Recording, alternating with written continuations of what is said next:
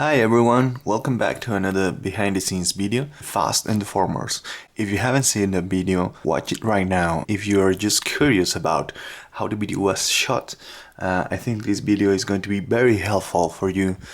As you can see here on the set, I have the Dominic Toretto garage. This is basically a 1/18 scale. So basically what I had to do in order to fit the figures in the cars, because this is 3/4-inch figures and they cannot fit into these kind of cars, especially the Rock. He's a large figure. Almost all of the cars in this scale have this screw port over here. Take away some of the screws from the bottom of the car. Once you have removed the seat from the car, what you can do is that you can fit a figure inside your car, but that's not it. As you can tell, my Vin Diesel here, which is obviously Bruce Willis from the G.I. Joe film, cannot fit over there. But if you take away the legs, you can pull the trick out, and let me show you very quickly how you can do that on camera. And I have over here another figure, which is, sorry about that, but this is a spoiler alert. This is going to be featured as well on the second part, and this is going to be Brian, okay? So this is very easy. You just have to, this part over here, you can fit it over there, like that. And you see this little green plastic over here, this is like a rubber material, and you just have to put it inside there and follow the pegs. Yeah, something just like that.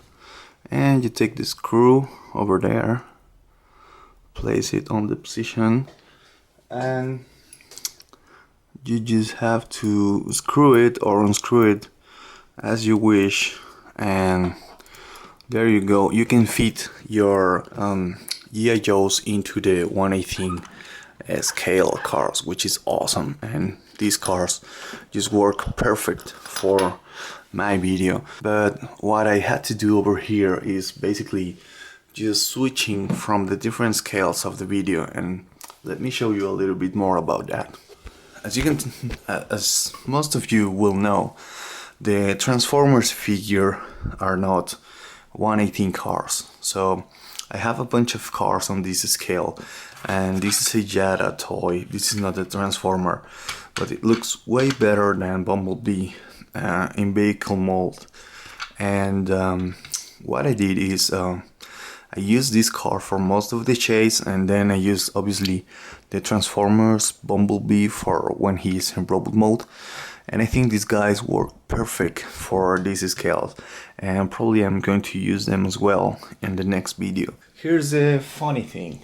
I also did use this car, which is on the scale of a Hot Wheels. So I have two scales over here, which I don't know the exact scale for this one, but this is a 1/32. And over here I have the sorry, I moved the camera, the 1/18 Camaro.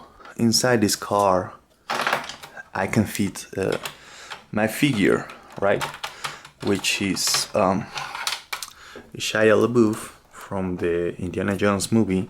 This is something really cool to have for filming, because I can switch from scales and I can do some close-ups of the driver, and I can have very wide shots with a lot of cars and make some traffic, and this is really easier to animate. But the problem with that is that I don't always have all of the cars on the same scale, is that I had to switch as well the scales from the new Jada Fast 7 cars and the Hot Wheels. This car appears at the end of the first video. I plan to make a sequel of the Fast&Formers. So one of the problems is that I didn't have Dominic Toretto's car. I just used some close-up takes from this guy inside this is a Pontiac Firebird, which will be featuring as double for this car. So that's the camera trick. Also, I use this car for the shot when the tire is burning. So I think it's pretty cool, and you barely notice the switch between the cars. For the second part, I'm going to be featuring more of that epic race between these two guys over here. Also, one of the coolest thing about the Fast and Furious movie that just came out is that we are having some very cool vehicles, and this is a 118 as well, and this is an RC car. I'm gonna have to think about how am I going to fit this and the sequel, and probably I'm gonna be making another 2 or 3 videos depending on how well people receive them. But I have to figure out some cool ideas that I have on mind so I can make a coherent story. I could also, because of the success of the movie, I can have some of the cool cars. You guys tell me, do you want to see more of the Fast and the Formers, or do you want me to make another videos? Just tell me in the comments. What would you like to see next? Some of the cars for the Transformers, I can have a more detailed cars in the same scale. This is just awesome, man. I can film these cars in very cool action sequences. This guy needs a custom paint job, so I was pretty limited by the amount of cup scenes that I could put out because I only have these 2 police cars, which this is of course Barricade from the Transformers movie. Excellent figure, I still love it. It still passes the test of time. And this other one, so yeah, that's my problem with the police. I don't have more police cars. I have seen this guy in 118, and I think it will be sick to film something like that, but I don't know. So, and I had a lot of fun making the scene where Shia LaBeouf is talking to Optimus and saying like, do it. It was pretty cool, and it was very easy to shot that scene, and it came out great. Thanks again to my guy Orbital Bacon for making the voice of Optimus Prime. Without his voice, this video wouldn't have been the same. I want to say thank you again, man. I cannot really thank you enough. You are awesome. I am going to leave a link to his channel over here, or click somewhere, I don't know. Shia LaBeouf is not on the scale of Optimus Prime, and in that scene I used the biggest Bumblebee.